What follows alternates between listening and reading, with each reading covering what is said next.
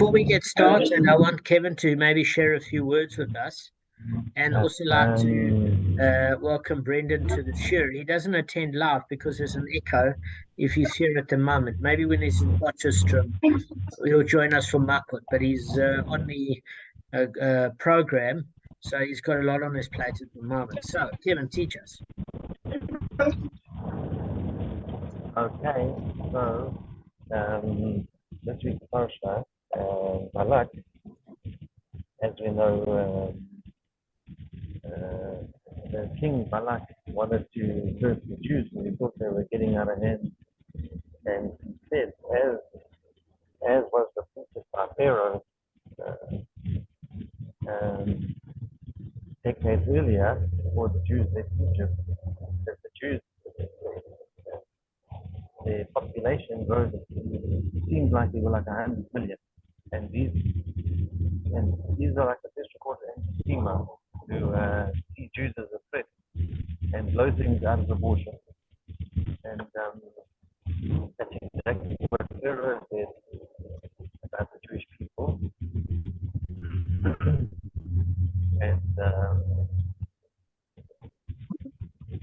and what my point is that anti-Sema will make the mountain out of a molehill.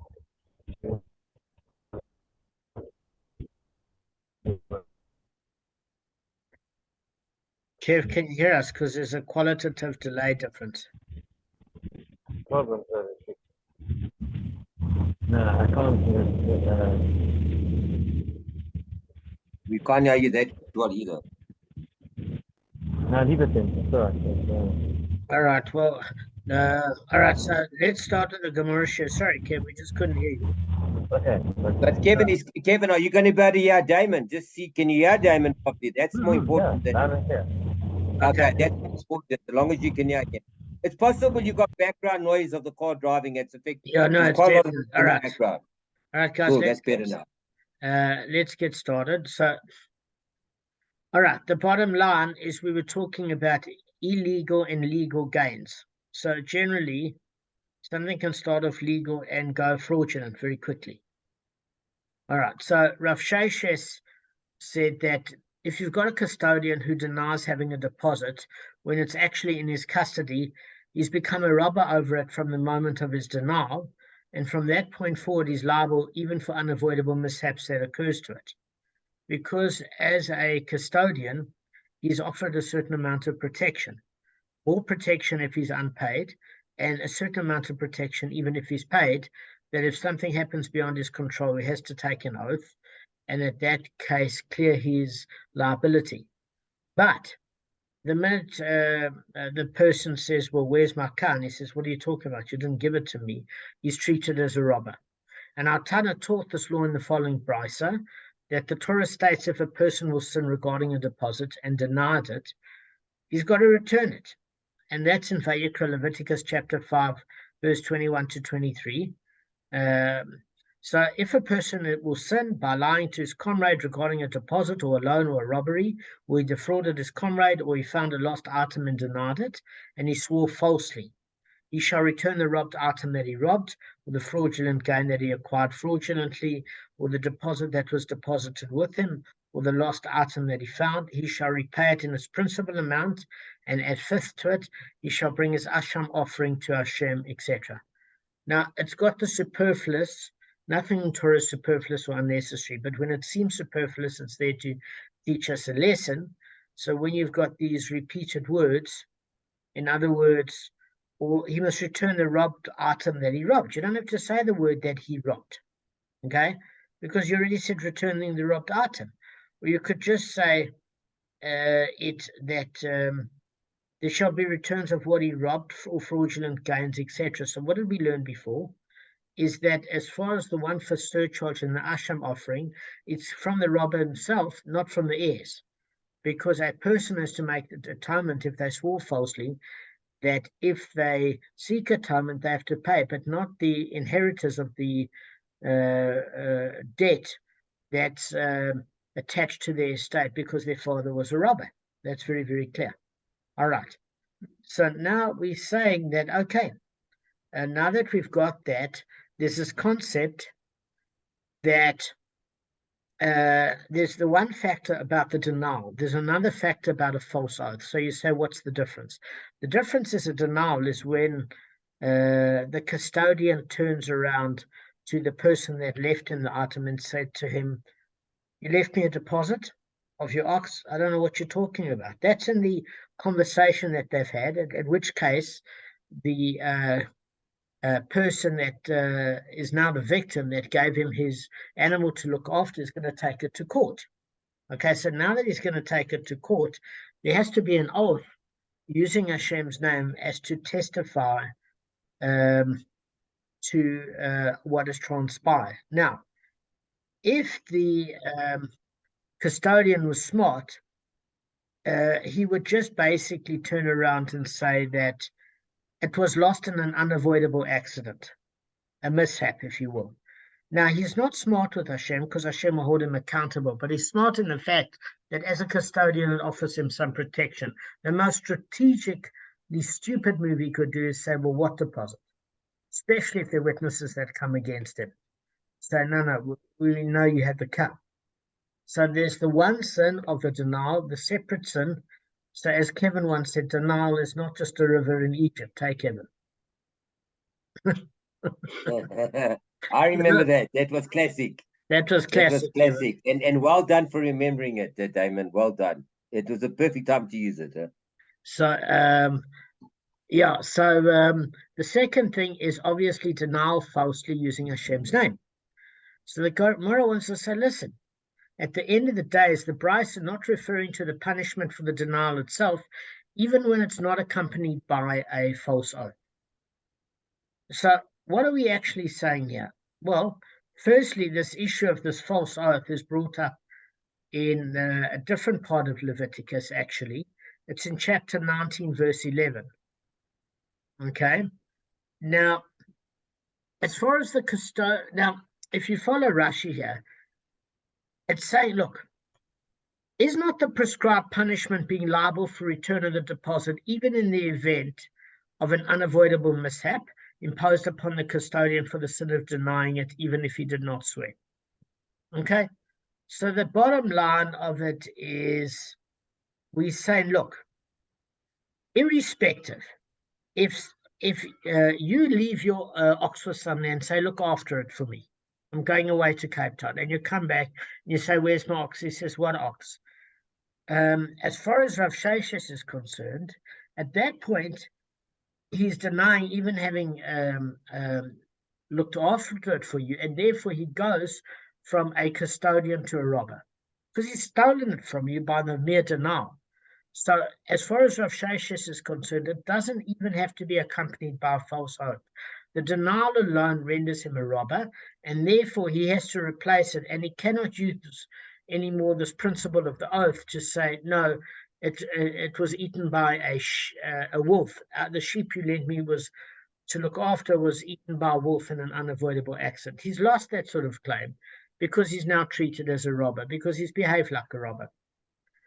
So that's what's put forward as a question to the Gemara. And the Gemara says initially, listen, it rejects interpretation. It says, no, this refers to punishment for a false oath. So what it's actually saying here is Rav Sheshes understands the Bryce's meaning that the first punishment, that he's got to return the object that he's stolen because he went from a custodian to a robber, is sufficient by him denying accountability itself. But the second punishment, paying the principal and the fifth, and bringing an Asham offering, is imposed for the second sin, meaning swearing falsely using Hashem's name. So therefore, the Bryce, according to Rav Sheshet, teaches that one who denies a deposit, even without a false oath, is considered like a robber, and therefore he becomes liable to pay in the event of that deposit disappearing. So he's treated like any other robber. But the Gemara is arguing with it, and it's saying, no, it only refers to a punishment for a false oath. So the Gemara wants to say that maybe it's not that case. Maybe the two of them go together.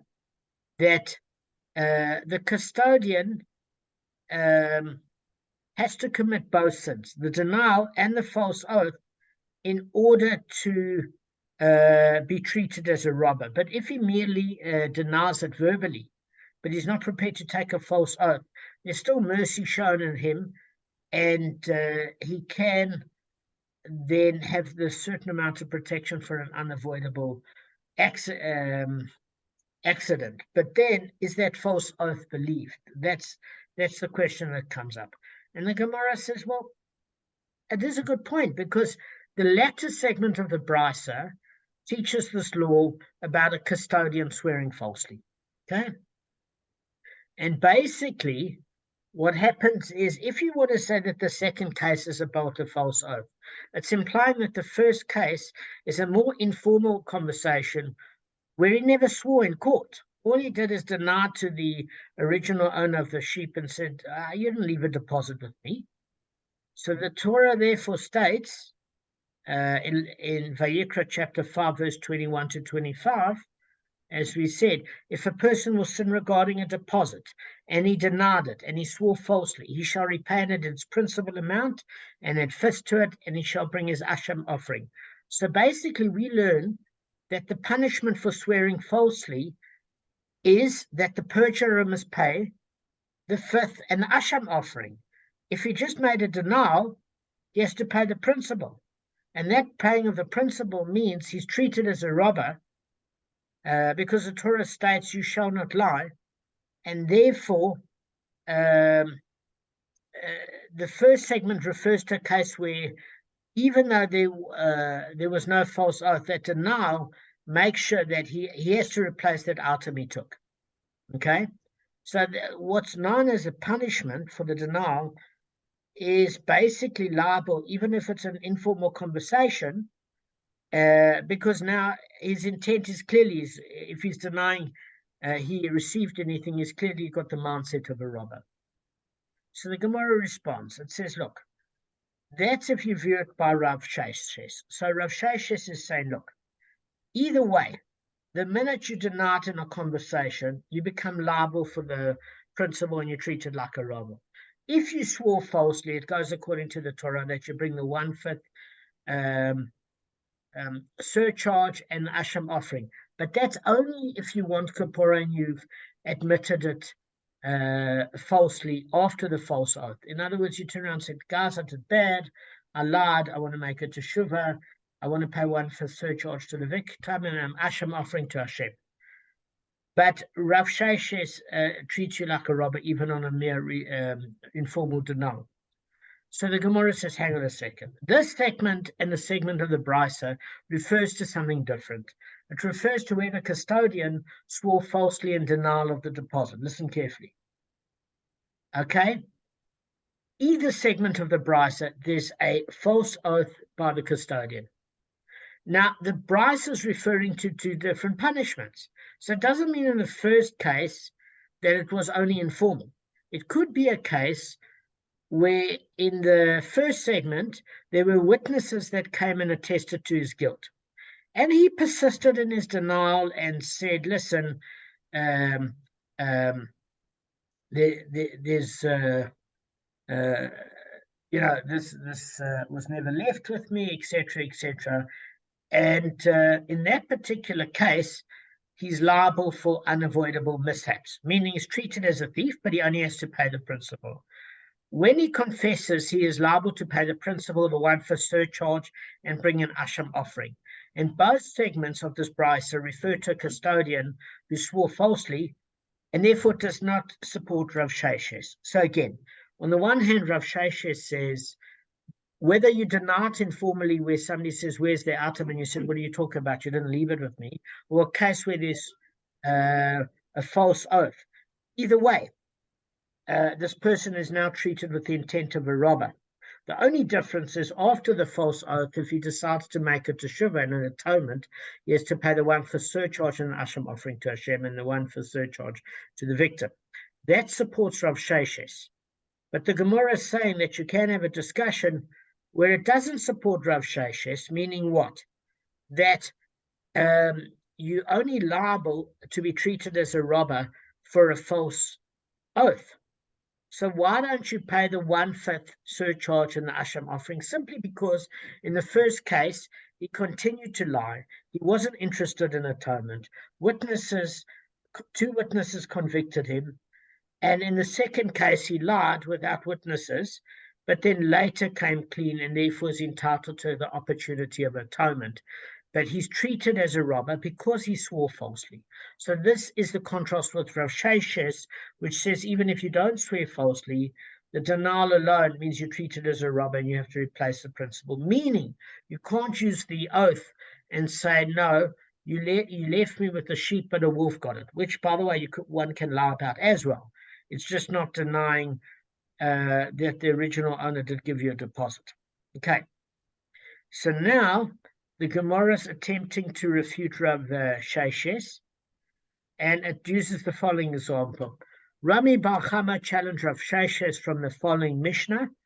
Now this is in Shavuos. Kevin says it better than me. I don't know, but it's the Gemara that deals with oaths. It's in 44b. So Kevin's Hebrew is brilliant. Mine sucks. All right. Anyway, what does it say in that Gemara? So, Kevin, it's interesting. Under Deraisa, under biblical law, the court imposes oaths only on a defendant who swears in order to free himself of the plaintiff's charge. So, that basically never does the Torah empower a plaintiff to swear in order to corroborate his victim and thereby collect. However, the rabbis enacted that in certain instances a plaintiff may swear and collect that which he claims is his due.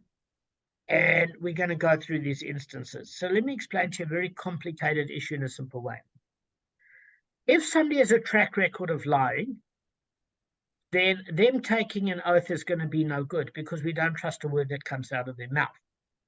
So if a person, in other words, the onus of evidence is upon the person that wishes to extract money from his fellow. So in other words, if I say a car went through my wall, I've got to have pictures and I've got to have witnesses to show that a car hit my wall in order to extract money from the person. Okay? That's fine. But in the absence of evidence, and say this guy did it and he said he didn't do it before the days of photographs, basically, I can make him take an oath if there's maybe a single witness, because he can say, well, he witnessed me and I'm saying I didn't do it. And therefore, we believe him with an oath because he's using Hashem's name. But if somebody's got a track record as a liar, or alternatively, they're a criminal, we don't believe. And therefore, in that case, if somebody that's known to be a what do you call it, a thief hits my wall with a car, and I turn around and say there's a witness, he went through the wall, we don't necessarily believe him because he's got a criminal record. He's obviously going to lie because he doesn't respect the law, nor does he respect using Hashem's name in vain.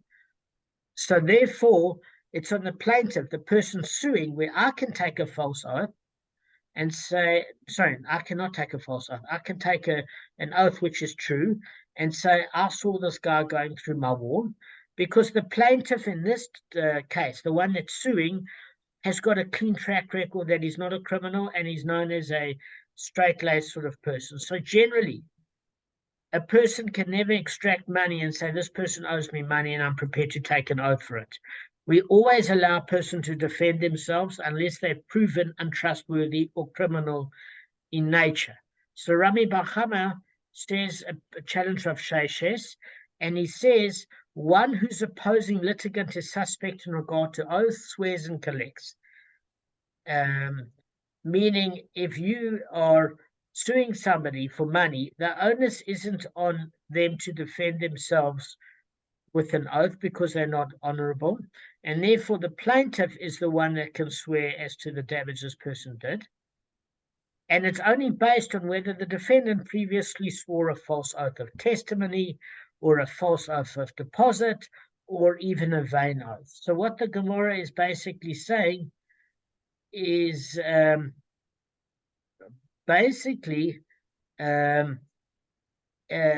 if he's inclined to perjury, and the rabbis have seen that he's lied, or the court has seen that he's lied, the plaintiff can swear in his stead and collect the amount he claims. Okay? It could be anything. That he was once asked by a certain litigant to testify on his behalf, and he swore falsely that he never saw the incident. In other words, he was a false witness and said, no, I don't know, I didn't see this taking place. Or he was entrusted with the deposit, guys, and later denied under oath having received it. Or even a vain oath, meaning there's nothing financial in it, but he just merely is known as a pathological liar in front of witnesses. So in this case, there's an incurred obligation to take a biblical oath to exempt himself from paying the plaintiff's claim. But because the defendant is not believed, the plaintiff, who is not a suspect, swears in his stead and collects. Now, guys, if it's true as Rav Sheshes asserts that a custodian who denies having the deposit is actually rendered a robber, just by mere denial, where the guy says to him, where's my sheep? He says, you didn't leave me a sheep. Even without swearing falsely, then the one who made a false oath for a deposit becomes disqualified anyway from making an oath through his previous denial of the deposit itself. Why does the Mishnah disqualify him only because he swore falsely? So what are we trying to say? In a very simple language, Rashi explains, if a custodian is considered to be like a robber from the moment he denies possession of the deposit, he would automatically be disqualified from taking oaths, since robbers and others who obtain money illegally are disqualified even without swearing falsely. So the truth of it is, what do you mean that there has to be a secondary step of swearing falsely? The minute he denies it, he's treated as a robber, and we don't believe him because his intent becomes clear. So the Gemara says, listen, we're dealing with here in the Mishnah with the case where the deposit was standing in a swamp and not in the custodian's possession when he denied having received it. So his denial doesn't constitute a disqualifying denial because he lies because of the following reason. He's thinking, listen, I need a delay tactic. I'm going to evade this guy until I go and bring it from the swamp. And he actually intends to return it. So what actually happened is, the deposit is not, it's not as if he stole the animal and it's sitting in the custodian's home. So it's not indicative of intent to steal it because it hasn't been possessed into the custodian's domain. Rather, this custodian was pretty lousy at his job, and all he did was lose the animal, so he's trying to buy time to find it. So he's not considered a robber, he's considered pretty useless as a custodian, and therefore he's not treated as a robber, he's not treated as a criminal, he's not disqualified from oaths until he proceeds to swear falsely. But Rav Sheshes, on the other hand, refers to a case when it's confirmed that the deposit was actually in the custodian's possession at the time having received it. So according to Rav Sheshes, in order to accuse this custodian of being a robber, there has to be a witness that comes around and says, listen, your sheep, I heard him deny it, but it's actually in his yard. And therefore, since he's deemed a robber, his swearing on a false oath is not believed, because we don't even let him use Hashem's name in vain, because he's obviously lied anyway. Okay, so the Gemara says, listen, there is support for this distinction between a case where the custodian has an item in his own possession and a case where he doesn't. So, for example, Rav Idi Bar Ravin said, look, one who denies taking a loan is later refuted by witnesses, remains qualified for giving testimony. So I'll explain what this case basically is that you lend somebody money, okay? And you say, I want my money back. And at a certain point, he says, no, you didn't give me any money. And witnesses come and say, listen, we were actually there to make note of the fact that Ruvain did give you the money to loan, and therefore you owe it. So we want to say that since this guy lied, Why is he not treated as a robber, and why does he remain qualified for giving testimony? And the reason being is that initially he's not suspected of attempting to steal the money. We say in the beginning he's using it to defer its repayment. It's a delay tactic, okay? Because the loan is made with intention that the money is spent and basically that the borrower is unable to repay the loan. So what he figures is if he delays it by a few months before it goes to trial, by that stage he's going to have the money to repay it. And he didn't deal with it right. He should have said, I don't have the money, but maybe he was scared of this guy because this guy, he didn't know what to say to him. But there is a distinction between Rashi and Tosfot. So Rashi says that, listen, can only remain qualified for giving testimony if he actually spent the money that he was loaned, because now it's an excuse of trying to buy time to pay it back. But if he's got the money sitting at home, his intent is to steal it. Tosfot doesn't feel that way. And he says that basically, the minute he's lent the money's his. So he might say that, according to Tosfot, that he needs the money for a longer period of time in order to take advantage of a real estate deal that's coming up. So he did do wrong. He, he should have spent it by now and started repaying it, but he didn't, because he thought he'd use it when the market was the most conducive time to buy shares or stock or agricultural products, etc. So in other words, according to Rashi, if there is the money's blown, just hang on a second, I'll give you now.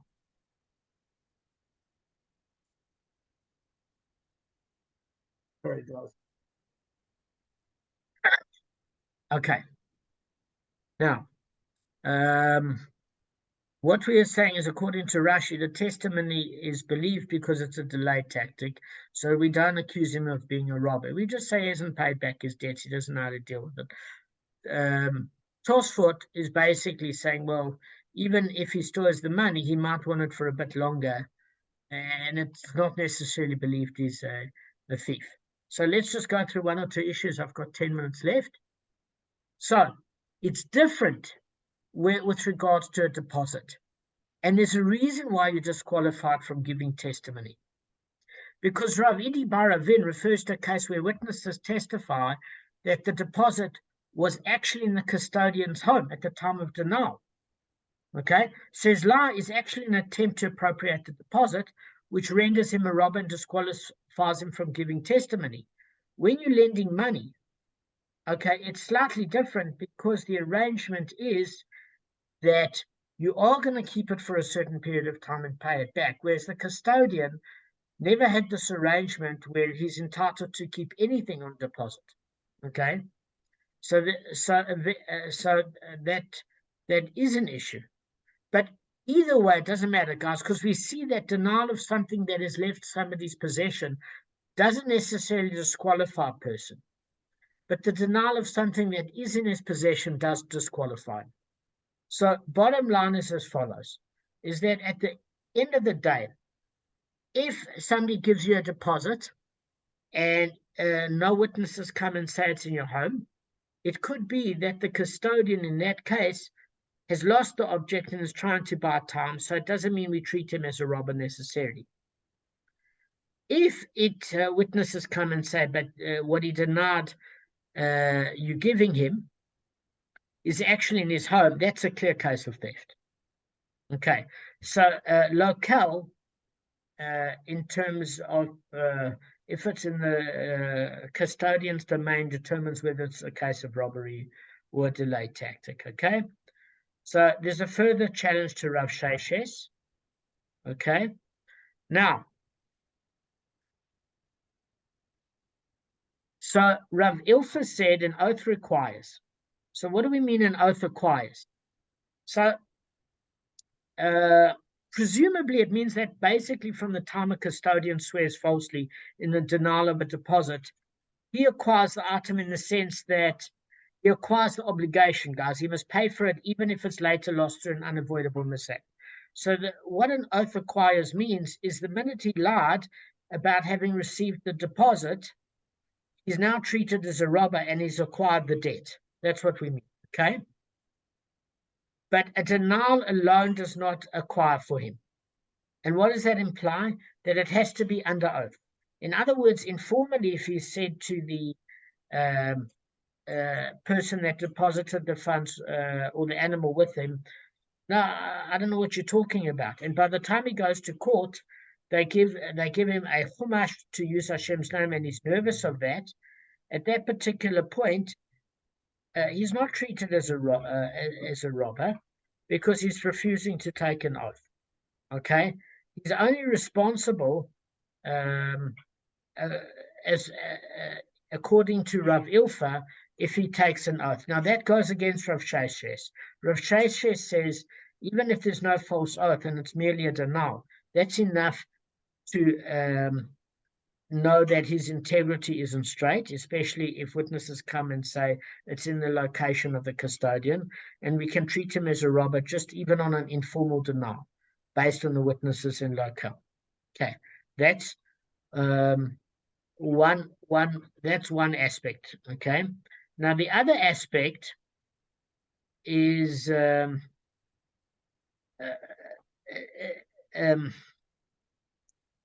if he's using a false oath, it means he's very, very serious about his intent for robbery. If it's basically a informal denial, it's a delay tactic, as long as it's in a neutral location. So there's an alternative answer. Let's just see. We've got 5 minutes left. So if you prefer to say an oath acquires, there's another interpretation that Rav Ilfa means that he's not referring to liability for unavoidable mishaps, meaning that now he's treated as a robber instead of a custodian. It's basically Rav Ilfa's meaning, according to the other definition, that he's agreeing with Rav Huna, who said in the name of Rav, of manner of mine that is in your possession. In other words, if somebody says to his fellow, listen, I gave you a manner of mine to look in my possession, and the custodian says, you didn't give me anything, and he takes an oath to that effect, and afterward there are witnesses that say, listen, we actually found your item in his house, he's exempt from payment, and its owner shall accept it and he shall not pay. This teaches that once the owner has received an oath, the custodian no longer pays the money. So all we are saying is here that in Shmot, in Exodus chapter 22, verse 10, a custodian has to claim that the item deposited with him was lost through an unavoidable mishap. Let's just say, for example, he's looking after sheep and he says a wolf came out of the blue and took it away, and it's believed, his oath is believed, because he's using Hashem's name. Now Hashem will hold him responsible, but at the end of the day, the owner and the court have to accept it. If afterwards 2 witnesses testify against him, you can't retry him for the same case. Okay, the case is already closed, and therefore he will be responsible to Hashem. But we give the custodian that mechanism. So the best thing that the custodian can do if he's a shocking person is actually claim that it was an unavoidable accident, as opposed to denying the deposit in total, because at least his false oath will get him out of payment.